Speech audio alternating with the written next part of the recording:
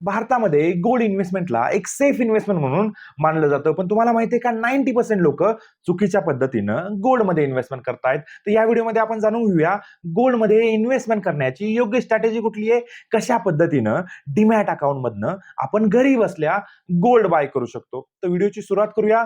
नमस्कार, माझं नाव पंकज मुळे. आता बघा की सगळ्यात पहिला पॉईंट जो आहे की डिजिटल गोल्ड आणि फिजिकल गोल्ड दोघांमध्ये डिफरन्स काय की ETF मध्ये तुम्ही घर बसल्या गोल्ड मध्ये इन्व्हेस्टमेंट करू शकता, तुमच्याकडे डीमॅट अकाउंट असलं पाहिजे. फिजिकल मध्ये काय की तुम्हाला इथनं घरनं सोनाराकडे जावं लागेल आणि सोनाराकडे जाऊन ते बाय करावं लागेल. दुसरा महत्वाचा प्रश्न की ज्यावेळेस आपण फिजिकल बाय करतो, फिजिकल मध्ये आपल्याला जीएसटी लागतो, तो पण 3%. ठीक आहे. त्याच ठिकाणी ETF मध्ये काय, ETF मध्ये कुठल्याही प्रकारचा जीएसटी लागत नाही, फक्त तिथं अॅन्युअल चार्ज लागतात. ते पण किती लागतात, 0.50 पैसे किंवा 0.60 पैसे. ठीक आहे. हा दोघांमधला मेजर डिफरन्स आहे. त्याच्यानंतर बघा की ज्यावेळेस आपण फिजिकल गोल्ड बाय करतो, ज्वेलरी घेतो किंवा कुठल्याही प्रकारचं दागिने घेतो, त्यावेळेस आपल्याला मेकिंग चार्जेस द्यावा लागतात. ठीक आहे. इथं कुठल्याही प्रकारचे मेकिंग चार्जेस नाहीये. जी ओरिजिनल प्राइस आहे त्याच प्राइसला तुम्ही गोल्ड बाय करता. तिसरी महत्वाची गोष्ट काय की ज्यावेळेस बघा की मार्केटमध्ये व्होलॅटिलिटी असते. ठीक आहे. एक तुम्हाला एक्झाम्पल देतो की ज्यावेळेस चांदीचा रेट 4 लाख रुपयापर्यंत गेला होता, त्यावेळेस जर तुम्ही सोनाराकडे गेला असतात, मला चांदी सेल करायची, तर तुम्हाला 4 लाख रुपये रेट दिला नसता सोनाराने. सोनाराने डिफरन्स दिला असता 20 ते 25 हजारांनी कमीनं तुमच्याकडनं चांदी घेतली असती. किंवा सोन्याचं जरी बघितलं आपण, तर सोन्याच्या प्राइस मध्ये पण लगेच अपडेट व्हायला फिजिकल मार्केटमध्ये वेळ लागतो. तुम्हाला ती प्राइस विकताना मिळणार नाही आणि तुमच्याकडे जर दागिने असतील तर तुम्हाला अजून कमी प्राइस मिळते, कारण की ज्या प्राइसला तुम्ही घेतलेले त्याच्यावर मोड पकडली जाते आणि इथं तुमचा तोटा होतो. ठीक आहे. त्याच ठिकाणी बघा डिजिटलमध्ये काय होतं की ज्यावेळेस तुम्हाला सेल करायचंय, ज्यावेळेस मार्केटला जो रेट चालू आहे डिजिटल मार्केटला, त्याच रेटनं तुम्ही सेल करू शकता. हा सगळ्यात मोठा फायदा आहे. त्याच्यानंतर बघा की सेफ्टीचा इश्यू आहे. फिजिकल ज्यावेळेस आपण बाय करतो त्यावेळेस आपण घरी आणतो, घरी आपल्याला चोरी जाण्याची शक्यता असते किंवा आपण लॉकरमध्ये ठेवतो, लॉकरमध्ये लॉकरचे चार्जेस द्यावे लागतात. त्याच ठिकाणी डिजिटल फॉर्मॅटमध्ये काय की तुमच्या नावावर गोल्ड CDSL कडे, गव्हर्नमेंट सिक्युरिटीज कडे सेफ असतं. त्यामुळं तुम्हाला कुठल्याही प्रकारचं टेन्शन नाहीये. हा एक महत्वाचा पॉईंट आहे. पाचवा पॉईंट बघा की आता बघा की आपल्याला ज्यावेळेस फिजिकल गोल्ड बाय करायचंय, तुम्ही महिला असाल, ठीक आहे, किंवा तुमच्याकडे कमी पैसे असतील. आता बघा की माझ्याकडे काही मंथली मी सेव्हिंग केलेली आहे, माझ्याकडे काही 1,000, 2,000, 5,000 रुपये मी सेव्ह करू शकतो. तर तेवढ्या पैशाचं मला फिजिकल गोल्ड घेणं शक्य नाहीये. ठीक आहे. आता गोल्डची प्राइस जर बघितली आपण तर इतक्या मोठ्या प्रमाणात वाढलेली आहे, त्यामुळे 2,000चं 5,000चं गोल्ड घेणं मार्केटमध्ये जाऊन घेणं शक्य नाहीये. परत त्याच्यावर जीएसटी पण द्यावा लागणार आहे. त्याच ठिकाणी डिजिटल फॉर्मॅटमध्ये बघा आपण गोल्ड बीज म्हणा, गोल्ड ETF म्हणा, निपॉन ETF म्हणा किंवा सिल्वर ETF म्हणा, यांच्या जर प्राइस बघितली, आता एक एक्झाम्पल तुम्हाला मी सांगतो की समजा आपण गोल्ड बीजची प्राइस बघितली तर जवळपास 117 रुपये. ठीक आहे. म्हणजे 117 म्हणजे गोल्ड जे आहे त्याच्यामध्ये त्यांनी पार्ट केलेले, त्यातला एक पार्ट तुम्हाला जो आहे तो 117 रुपयाला मिळतोय. म्हणजे काय, तुम्ही 117 रुपयापासून डिजिटली ETF माध्यमातून गोल्ड घेऊ शकता.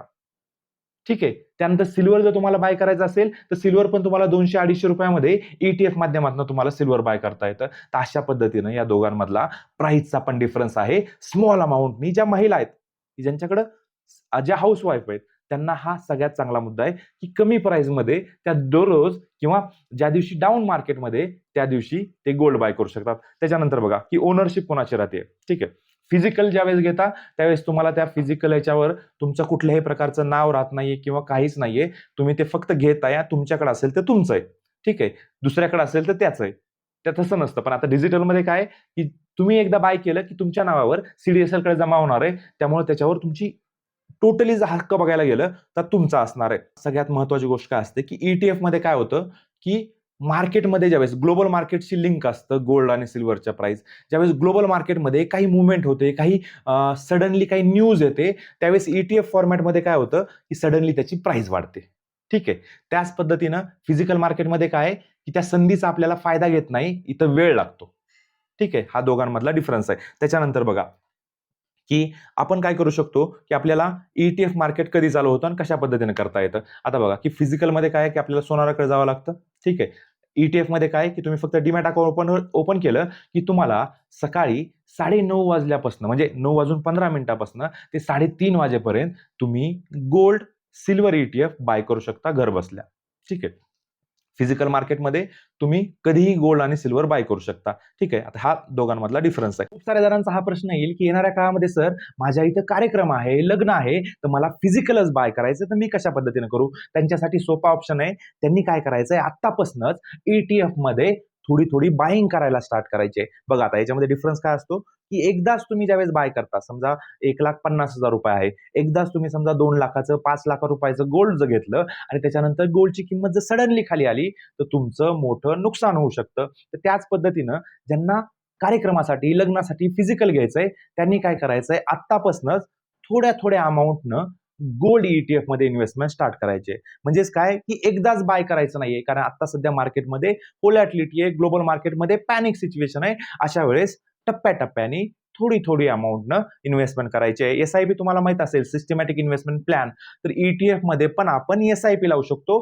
SIP लावण्याचा मी तुम्हाला आता सध्या प्रोसेस सांगेल. पण तुम्ही ETF मध्ये जर SIP लावली, तर तुम्हाला याचा फायदा काय होतो, की प्रत्येक टप्प्याला आपण मार्केटमध्ये इन्व्हेस्टमेंट करतोय. आता बघा, की कुणाकुणाचं काय असतं, की मला पुढच्या 5 वर्षानंतर गोल्ड घ्यायचंय, तर त्यांनी हमखास ETF मध्ये SIP लावली पाहिजे. ठीक आहे. आपण मागच सांगितलं, की आपल्या पोर्टफोलिओचा जवळपास 15 ते 20% हिस्सा जो आहे, तो आपण ETF मध्ये इन्व्हेस्टमेंट केला पाहिजे. सिल्वर म्हणा, गोल्ड म्हणा. कारण की येणाऱ्या काळामध्ये ग्लोबल बँका म्हणा किंवा डॉलरला सबस्टिट्यूट गोल्ड बाय करतायत गव्हर्नमेंट. त्यामुळे गोल्डला येणाऱ्या काळामध्ये चांगली अपॉर्च्युनिटी आहे. फक्त सडनली काही कालावधीमध्ये गोल्ड आणि सिल्वरच्या प्राइस वाढल्यामुळं येणाऱ्या काळामध्ये तुम्हाला गोल्ड आणि सिल्वरच्या प्राइसमध्ये त्या प्रमाणामध्ये मूव्हमेंट दिसणार नाहीये. म्हणजेच काय, प्रॉफिट व्हायचे चान्सेस जे आहेत ते कमी आहेत आणि लॉस व्हायचे, प्राइस कमी यायचे चान्सेस जास्त आहेत. त्यामुळं इन्व्हेस्टमेंट करताना सतर्क राहा आणि स्मॉल अमाउंटनं इन्व्हेस्टमेंट करू शकता. म्हणजे काय, SIP लावू शकता तुम्ही आणि डाऊन मार्केटला तुम्ही बाय करू शकता. आता एक चांगली महत्वाची स्ट्रॅटेजी सांगतो तुम्हाला, की आता तुम्ही समजा हाऊस वाईफ आहे, ठीक आहे. तुमच्याकडे पैसे कमी असतात. तर तुम्ही काय करू शकता, की ज्यावेळेस तुम्ही डीमॅट अकाउंट ओपन करायचं, डीमॅट अकाउंट कुठलं ओपन करायचं, एंजल वन चांगलं डीमॅट अकाउंट आहे. ठीक आहे. ग्लोबल मध्ये आपल्या इंडियामध्ये जर बघितलं तर सगळ्यात मोठा ब्रोकर आहे, त्याचं डिस्ट्रीब्युशन चांगलं आहे आणि वेबसाईट म्हणा किंवा डिजिटली फॉर्मॅटमध्ये खूप चांगल्या पद्धतीनं काम करतायत. तर त्याची डिस्क्रिप्शनमध्ये मी तुम्हाला लिंक शेअर करेल. एंजल वन मध्ये तुम्ही अकाउंट ओपन करू शकता. एंजल वन मध्ये अकाउंट ओपन केल्यानंतर काय करायचंय, की आपण त्याच्यामध्ये इन्व्हेस्टमेंट स्टार्ट करू शकता. आता बघा, तुम्ही हाऊस वाईफ आहेत, तुम्ही काय करू शकता, की बघा, की डिजिटल गोल्ड मध्ये आपल्याला ETF मध्ये बाय करायचं, तर गोल्ड बीजची प्राइस किती आहे आता सध्या ₹117. तर तुम्हाला काय करायचंय, ज्या दिवशी गोल्ड आणि सिल्वरच्या प्राइस खाली आलेले असतील, मायनस असतील, 4% पेक्षा जास्त असतील, 5%, 6% मायनस असतील, त्या दिवशी काय करायचंय, काही ना काहीतरी युनिट बाय करायचे. म्हणजे काय, ज्या पद्धतीने आपण शेअर बाय करतो त्याच पद्धतीनं तुम्ही ETF फॉर्मॅटमध्ये हे ETF बाय करायचे. म्हणजे काय, की आज गोल्डची प्राइस 4% पेक्षा जास्त डाऊन आहे. तर मी काय करेल, मी लगेच 5 करेल, 10 करेल ऍड. तर ₹117 जर आपण 5 पकडले तर किती होईल, ₹600-700 होतील. तर त्या ₹700 पण आपण गोल्डमध्ये इन्व्हेस्टमेंट करू शकतो. तुमच्याकडे ₹1000 असतील, ₹2000 असतील, डाऊन मार्केटलाच फक्त बाय करायचंय. ज्या दिवशी प्लस आहे त्या दिवशी बाय करायचं नाहीये. तर अशा पद्धतीनं तुम्ही हे जर कंटिन्युअसली जर करत राहिलात, तर तुमची बाईंग जी आहे ती लोअर प्राइस राहील.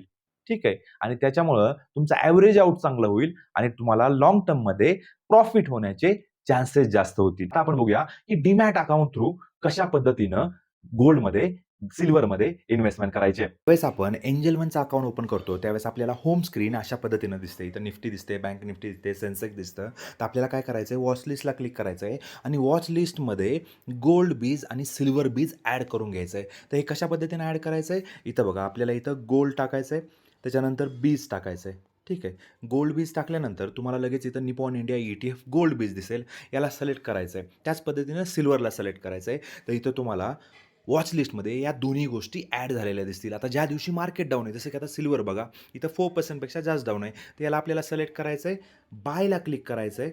तिथं आपल्याला किती क्वांटिटी बाय करायची आहे त्याची अमाऊंट टाकायची. समजा मला 10 बाय करायचे आहेत, मार्केट सिलेक्ट करायचं आहे आणि प्लेस ऑर्डर करायचं आहे. त्याच पद्धतीनं मला गोल्ड बाय करायचं आहे, तर गोल्डवर क्लिक करायचं आहे, बायला सिलेक्ट करायचं आहे. मला किती क्वांटिटी करायची आहे, मला समजा 2 घ्यायचे आहेत, बाय करायचे आहेत, तर 2ला सिलेक्ट करायचं आहे आणि मार्केटला सिलेक्ट करून तुम्ही इथं प्लेस ऑर्डर करू शकता. अशा पद्धतीनं खूप सोप्या पद्धतीनं तुम्ही गोल्ड सिल्वरमध्ये इन्व्हेस्टमेंट करू शकता. आणि ज्यावेळेस तुम्ही ही ऑर्डर प्लेस केल्यानंतर तुम्हाला ही ऑर्डर जी आहे ह्याच्यामध्ये तुम्हाला पोर्टफोलिओमध्ये दिसेल. त्याच्यानंतर तुम्ही इथं ऑर्डरमध्ये जाऊन तुमची ऑर्डर कन्फर्म करू शकता. तर अशाच नॉलेजेबल कॉन्टेंटसाठी चॅनलला तुम्ही जरूर सबस्क्राईब करा. धन्यवाद.